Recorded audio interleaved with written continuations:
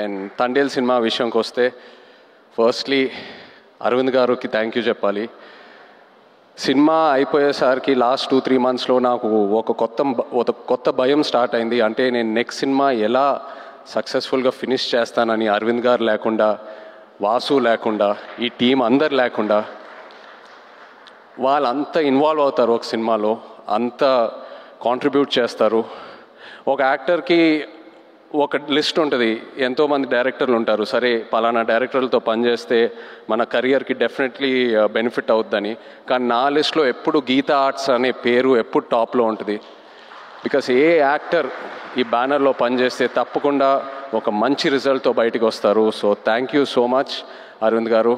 And Vasu, మన journey ఎప్పటి నుంచో స్టార్ట్ అయింది. అండ్ ఈ సినిమాలో కూడా ఏదో ఒక రోజు మనం ఈ సినిమా టాపిక్ గురించి మాట్లాడాము. ఒక ఐడియాలా చెప్పారు నాకు ఒక 10 నిమిషాలు.